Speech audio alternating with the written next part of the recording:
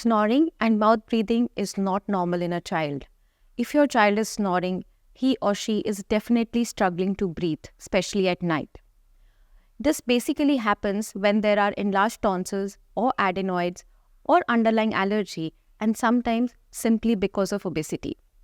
Whenever a child is not able to sleep adequately, it leads to daytime sleepiness, irritability, and can significantly impact the school and the academic performance of a child.